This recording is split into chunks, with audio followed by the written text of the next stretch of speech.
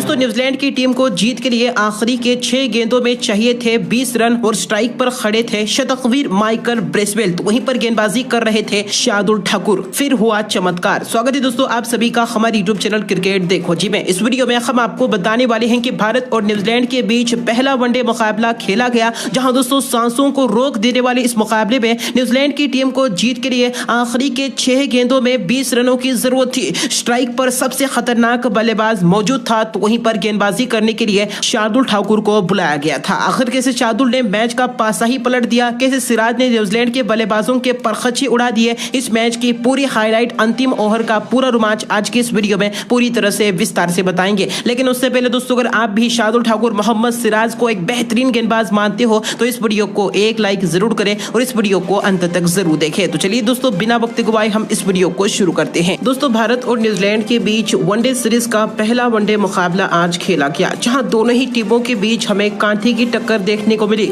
इस मैच में भारतीय टीम के कप्तान रोहित शर्मा ने टॉस जीता और पहले बल्लेबाजी करने का फैसला किया। इस मैच की शुरुआत हुई भारतीय टीम की तरफ से सलामी बल्लेबाज के तौर पर रोहित शर्मा और शुभमन गिल की जोड़ी बल्लेबाजी करने के लिए मैदान पर उतरी। इनिंग्स के पहले ही ओवर में रोहित शर्मा के बल्ले से एक शानदार चौका देखने को मिला। वहीं पर अगली ही ओवर में शुभमन गिल ने भी एक चौका जड़ा। अब दोस्तों तीसरे ओवर में रोहित ने पावर प्ले का भरपूर फायदा उठाते हुए एक चौका और एक आकाशीय छक्का लगाकर ओवर में 10 रन बटोर लिए। शुभमन गिल और रोहित शर्मा काफी बेहतरीन बल्लेबाजी करते हुए नजर आ रहे थे। 5वें ओवर में रोहित के बल्ले से एक और आकाशीय छक्का देखने को मिला। खास तौर पर रोहित शर्मा काफी आक्रामक बल्लेबाजी करते हुए भरपूर रन बटोर रहे थे। दूसरी तरफ से 9वें ओवर में शुभमन गिल ने नजाकत भरी बल्लेबाजी करते हुए 2 शानदार चौके जड़ दिए। 10 ओवर के पावर प्ले में टीम इंडिया बिना कोई विकेट गंवाए 52 रन बना चुकी थी। इन दोनों खिलाड़ियों के बीच अर्धशतकीय साझेदारी पूरी हो चुकी थी। रोहित के बल्ले से शानदार चौके देखने को मिल रहे थे,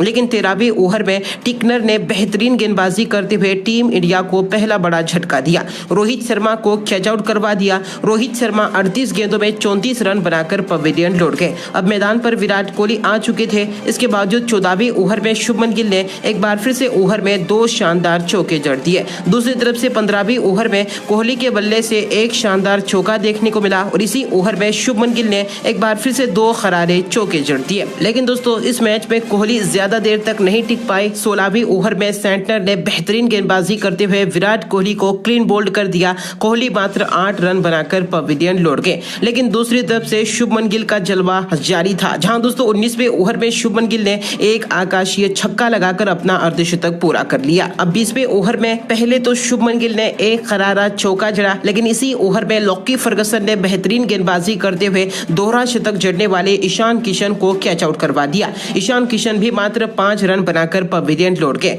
हालांकि इसी ओवर में नए बल्लेबाज सूर्य कुमार यादव ने आते ही चौके के साथ अपना खाता खोला। अब दोस्तों शुभमन गिल काफी बेहतरीन लय में नजर आ रहे थे। दूसरी तरफ से सूर्य कुमार यादव भी उनका भरपूर साथ दे रहे थे। 22वें ओवर में सूर्या ने एक बार फिर से 2 शानदार चौके जड़ दिए। सूर्या तो ऐसे बल्लेबाजी कर रहे थे कि हर ओवर में चौका लगा रहे थे और न्यूजीलैंड के गेंदबाजों को जमकर थका रहे थे। जहां दोस्तों टीम इंडिया एक बेहतरीन स्थिति में पहुंच गई थी। खास तौर पर सूर्य कुमार यादव और शुभमन गिल के बीच अर्धशतकीय साझेदारी पूरी हो चुकी थी। जहां दोस्तों अब 29वें ओवर में टीम इंडिया को एक और बड़ा झटका लगा, जहां डेरियल मिचेल ने बेहतरीन गेंदबाजी करते हुए सबसे बड़ा विकेट हासिल किया। सूर्य कुमार यादव को कैच आउट करवा दिया। सूर्य कुमार यादव 31 रन बनाकर पवेलियन लौट गए। इसके बावजूद भी 30वें ओवर में शुभमन गिल के बल्ले से एक आकाशीय छक्का देखने को मिला और इसी ओवर में शुभमन गिल ने 1 रन लेकर मात्र 88 गेंदों में ही अपना शतक पूरा कर लिया। जहां दोस्तों शुभमन गिल काफी बढ़िया ले में नजर आ रहे थे और दोस्तों शतक लगाने के बाद तो वह शेर की तरह हुंकार भरते हुए हर ओवर में चौके और बाउंड्रियां जड़ते हुए नजर आ रहे थे। उनका साथ देने आए हार्दिक पांड्या भी काबिले तारीफ बल्लेबाजी कर रहे थे। इन दोनों ही खिलाड़ियों के बीच एक बेहतरीन साझेदारी बन चुकी थी। एक बार फिर से न्यूजीलैंड के गेंदबाज विकेट लेने के लिए तरस रहे थे। शुभमन गिल लगातार चौके जड़ते हुए टीम इंडिया के स्कोर को बड़ा कर रहे थे। हार्दिक पांड्या भी अब उनका जमकर साथ दे रहे थे। लेकिन दोस्तों 40वें ओवर में न्यूजीलैंड की तरफ से बेईमानी देखने को मिली, जहां 40वां ओवर कर रहे थे मिचेल यानी कि डेरियल मिचेल और बल्ले के साथ स्ट्राइक पर खड़े थे हार्दिक पांड्या। जहां दोस्तों इस गेंद पर हार्दिक पांड्या क्लीन बोल्ड हो गए, ऐसा अंपायर का कहना है। हार्दिक पांड्या 28 रन बनाकर पवेलियन लौट गए, लेकिन बाद में ऐसा देखा गया कि हार्दिक पांड्या नहीं आउट हुए थे, बल्कि यहां पर विकेट कीपर के ग्लव स्टंप को लगे थे। इस पर आपकी राय क्या है? कमेंट करके जरूर दे। 40 ओवर तक टीम इंडिया 5 विकेट के नुकसान पर 250 रन बना चुकी थी। अब दोस्तों शुभमन गिल अपने 150 रन के करीब थे। आखिरी के 10 ओवर में टीम इंडिया को भरपूर रन बटोरने थे। ऐसे में 43वें ओवर में शुभमन गिल के बल्ले से एक आकाशीय छक्का देखने को मिला और इसी के साथ शुभमन गिल ने 150 रन भी पूरे कर लिए। लेकिन दूसरी तरफ से 45वें ओवर में शिपली की गेंद पर वाशिंगटन सुंदर भी एलबीडब्ल्यू आउट हो गए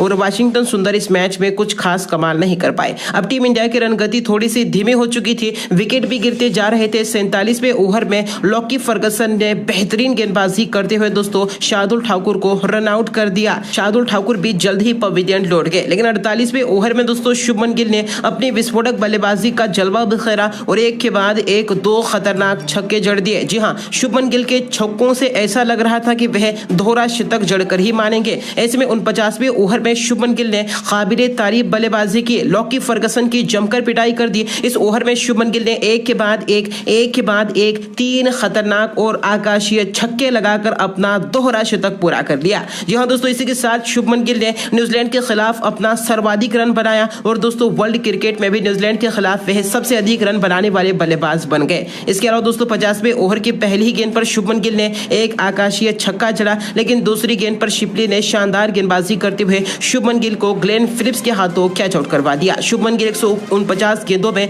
9 छक्कों की मदद से 208 रन बनाकर पवेलियन लौट गए और इस तरह से भारतीय टीम ने 50 ओवर में 8 विकेट के नुकसान पर 349 रन बनाए। जहां दोस्तों टीम इंडिया ने न्यूजीलैंड के सामने जीत के लिए 50 ओवर में 350 रन यानी कि 350 रनों का विशाल लक्ष्य रखा। जहां दोस्तों इस पहाड़ जैसे लक्ष्य का पीछा करने के लिए न्यूजीलैंड की तरफ से सलामी बल्लेबाज के तौर पर फिन एलन और डेवन कॉनवे की जोड़ी बल्लेबाजी करने के लिए मैदान पर उतरी।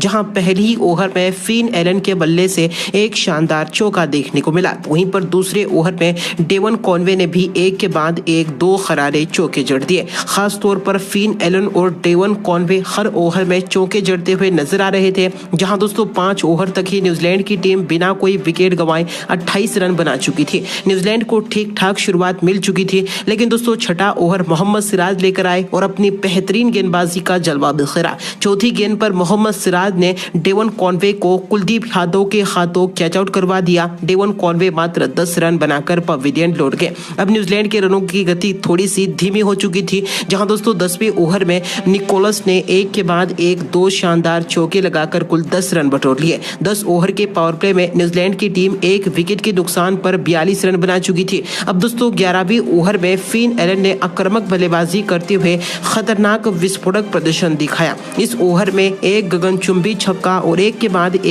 बाद एक 3 शानदार चौके लगाकर कुल 20 रन बटोर लिए। जहां दोस्तों फिन एलन काफी घातक बल्लेबाजी करते हुए नजर आ रहे थे। किसी भी हालत में इस खिलाड़ी को रोकना था, तो ऐसे में कप्तान रोहित शर्मा ने शार्दुल ठाकुर को गेंद सौंपी। 13वें ओवर में शार्दुल ठाकुर ने बेहतरीन गेंदबाजी करते हुए फिन एलन को कैच आउट करवा दिया। शहबाज अहमद ने बेहतरीन कैच पकड़ा और फिन एलन 40 रनों की विस्फोटक पारी खेलकर पवेलियन लौट गए। अब मैदान पर हेनरी निकोलस और डेरियल मिचेल की जोड़ी मौजूद थी। 16वें ओवर में निकोलस ने एक शानदार चौका तो जड़ा, लेकिन इसी ओवर में कुलदीप यादव ने अपनी बेहतरीन स्पिन गेंदबाजी से निकोलस को क्लीन बोल्ड कर दिया। निकोलस 18 रन बनाकर पवेलियन लौट गए। हालांकि 17वें ओवर में टॉम लेथन के बल्ले से एक शानदार चौका देखने को मिला, लेकिन अगली ही ओवर में एक बार फिर से कुलदीप यादव ने बेहतरीन गेंदबाजी करते हुए डेरियल मिचेल को भी एलबीडब्ल्यू आउट कर दिया। डेरियल मिचेल मात्र 9 रन बनाकर पवेलियन लौट गए। हालांकि इसी ओवर में नए बल्लेबाज ग्लेन फिलिप्स ने आते ही छक्के के साथ अपना खाता खोला।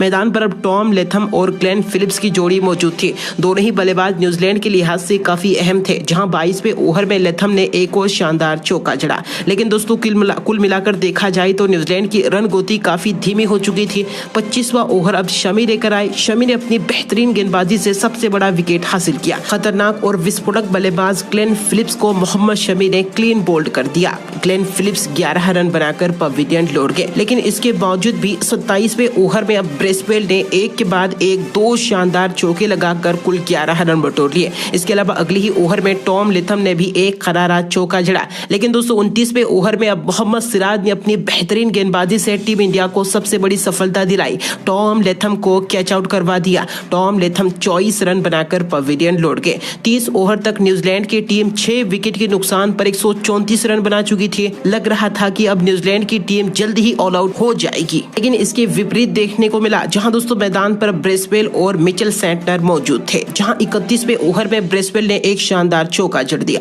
अगले ही ओवर में दोस्तों ब्रेसवेल ने शानदार बल्लेबाजी करते हुए 2 करारे चौके जड़ दिए। 33वें ओवर में अब दोस्तों सेंटनर ने भी एक के बाद एक 2 शानदार चौके लगाकर कुल 9 रन बटोर लिए। इन दोनों ही खिलाड़ियों के बीच ठीक ठाक साझेदारी देखने को मिल रही थी। दोनों ही खिलाड़ी हर एक ओवर में चौके जड़ते हुए नजर आ रहे थे। 35वें ओवर में एक बार फिर से ब्रेसवेल ने 2 शानदार चौके लगाकर ओवर में 12 रन बटोर लिए। खास तौर पर ब्रेसवेल ने एक्सीलेटर पर पांव दबा दिया था। काफी विस्फोटक घातक बल्लेबाजी करते हुए नजर आ रहे थे। अब दोस्तों 37वें ओवर में शार्दुल ठाकुर की ब्रेसवेल ने जमकर पिटाई कर दी। इस ओवर के पहले ही गेंद पर ब्रेसवेल ने एक सुपर शॉट चौका जड़ दिया। दूसरी गेंद पर ब्रेसवेल ने एक आकाशीय छक्का लगाकर अपना अर्धशतक पूरा कर लिया। इसके अलावा दोस्तों तीसरी गेंद पर ब्रेसवेल ने एक शानदार चौका बटोरा और इस ओवर में न्यूजीलैंड की टीम ने 17 रन बटोर लिए। कुल मिलाकर देखा जाए तो इन दोनों ही खिलाड़ियों के बीच ऐसी साझेदारी पनप रही थी जैसे कि वह मैच को लेकर चले जा रहे हैं। 38वें ओवर में ब्रेसवेल ने एक खतरनाक छक्का जड़ दिया। इसके अलावा 39वें ओवर में ब्रेसवेल ने एक के बाद एक 2 शानदार चौके जड़ दिए और सेंटनर ने भी एक चौका लगाकर एक बार फिर से शार्दुल ठाकुर के ओवर में 17 रन बटोर लिए। वहीं 40वें ओवर में अब तो ब्रेसवेल ने हद ही कर दी। इस ओवर में ब्रेसवेल ने धोनी के अंदाज में 2 खतरनाक शॉट्स खेले, यानी कि 2 आकाशीय छक्के जड़ दिए और एक बार फिर से 16 रन बटोर लिए। कुल मिलाकर देखा जाए तो 40 ओवर तक न्यूजीलैंड की टीम 6 विकेट के नुकसान पर 247 रन बना चुकी थी। आखिरी के 60 गेंदों में न्यूजीलैंड की टीम को लगभग 103 रनों की जरूरत। वहीं दोस्तों टीम इंडिया को किसी भी हालत में इस साझेदारी को ब्रेक करना था अगर मैच जीतना था तो। वहीं दोस्तों 41वें ओवर में ब्रेसवेल ने एक और आकाशीय छक्का लगाकर कुल 9 रन बटोर लिए, लेकिन 42वें ओवर में सिराज ने 4 रनों का किफायती ओवर फेंका। लेकिन 43वें ओवर में ब्रेसवेल ने एक और आकाशीय छक्का लगाकर वनडे क्रिकेट का अपना दूसरा शतक पूरा कर लिया। जी हां दोस्तों, मात्र 57 गेंदों में ही ब्रेसवेल ने अपना शतक पूरा कर लिया, यानी कि 180 के स्ट्राइक रेट के साथ उन्होंने बल्लेबाजी की। इसी ओवर के अंतिम गेंद पर सेंटनर ने एक और शानदार चौका जड़ दिया। अब 44वें ओवर में सेंटनर ने बेहतरीन बल्लेबाजी करते हुए एक के बाद एक 2 शानदार चौके लगाकर ओवर में कुल 11 रन बटोर लिए। लेकिन दोस्तों 45वें ओवर में हार्दिक ने 6 रनों का किफायती ओवर फेंका। कुल मिलाकर देखा जाए तो 45 ओवर तक न्यूजीलैंड की टीम 6 विकेट के नुकसान पर 291 रन बना चुकी थी। आखिरी के 30 गेंदों में न्यूजीलैंड की टीम को जीत के लिए 59 रनों की जरूरत थी। लेकिन दोस्तों अब 40वां ओवर मोहम्मद सिराज लेकर आए। इस ओवर में सिराज ने पूरी तरह से गेम को पलट दिया। सिराज ने अपनी बेहतरीन गेंदबाजी से मिचेल सेंटनर को कैच आउट करवा दिया। सूर्य कुमार यादव ने बेहतरीन कैच पकड़ा और दोस्तों मिचेल सेंटनर 57 रन बनाकर पवेलियन लौट गए। अब दोस्तों आखिरी की 26 गेंदों में न्यूजीलैंड की टीम को जीत के लिए 57 रनों की जरूरत थी। वहीं दोस्तों इसी ओवर में मोहम्मद सिराज ने अपनी घातक गेंदबाजी से एक और बड़ा विकेट हासिल किया। जी हां दोस्तों, सिराज ने शिपली को क्लीन बोल्ड कर दिया। शिपली तो अपना खाता भी नहीं खोल पाए और इस ओवर में सिराज ने मात्र 3 रन खर्च किए। कुल मिलाकर देखा जाए दोस्तों भारतीय टीम काफी बेहतरीन प्रदर्शन कर रही थी। आखिरी की 24 गेंदों में न्यूजीलैंड को जीत के लिए 56 रनों की जरूरत थी। 47वें ओवर में ब्रेसवेल ने एक बार फिर से घातक बल्लेबाजी करते हुए हार्दिक पांड्या को एक के बाद एक 2 खतरनाक छक्के लगाकर कुल 15 रन बटोर लिए। आखिरी के 18 गेंदों में न्यूजीलैंड की टीम को जीत के लिए अब 41 रनों की जरूरत थी। 48वें ओवर में मोहम्मद शमी की जमकर पिटाई की गई, जहां दोस्तों पहली गेंद पर लॉकी फर्गसन ने एक शानदार चौका जड़ दिया और इसी ओवर में ब्रेसवेल ने घातक बल्लेबाजी करते हुए एक चौका और एक आकाशीय छक्का जड़कर ओवर में कुल 17 रन बटोर लिए। अब आखिरी के 12 गेंदों में न्यूजीलैंड की टीम को जीत के लिए 24 रनों की जरूरत थी। दोस्तों अब 49वां ओवर हार्दिक पांड्या लेकर आए। इस ओवर में हार्दिक ने काबिले तारीफ गेंदबाजी की, जहां दोस्तों ओवर की तीसरी गेंद पर हार्दिक पांड्या ने लॉकी फर्गसन को शुभमन गिल के हाथों कैच आउट करवा दिया। लॉकी फर्गसन 8 रन बनाकर पवेलियन लौट गए और इस ओवर में पांड्या ने सिर्फ 4 रन खर्च किए। आखिरी की 6 गेंदों में न्यूजीलैंड की टीम को जीत के लिए 20 रनों की जरूरत थी। वहीं दोस्तों आखिरी और अंतिम ओवर शार्दुल ठाकुर लेकर आए, जहां दोस्तों शार्दुल ठाकुर की पहली ही गेंद पर माइकल ब्रेसवेल के बल्ले से एक आकाशीय छक्का देखने को मिला। इसके साथ दोस्तों न्यूजीलैंड की टीम को जीत के लिए आखिरी की 5 गेंदों में 14 रनों की जरूरत थी। दूसरी गेंद शार्दुल ठाकुर ने वाइड डाली। अब आखिरी की 5 गेंदों में 13 रनों की जरूरत थी। अब दोस्तों दूसरी गेंद पर शार्दुल ठाकुर ने अपनी बेहतरीन गेंदबाजी से माइकल ब्रेसवेल को एलबीडब्ल्यू आउट कर दिया। माइकल ब्रेसवेल आउट होकर पवेलियन लौट गए और इसी के साथ टीम इंडिया ने इस मुकाबले को 12 रनों के अंतर से जीत लिया। लेकिन माइकल ब्रेसवेल ने 78 गेंदों में 10 छक्कों की मदद से 140 रनों की तूफानी पारी खेली और दोस्तों सभी का दिल जीता। दोस्तों इसमें टीम इंडिया की इस जीत पर आपकी महत्वपूर्ण राय क्या है, उसका जवाब आप हमें कॉमेंट करके जरूर दें। धन्यवाद।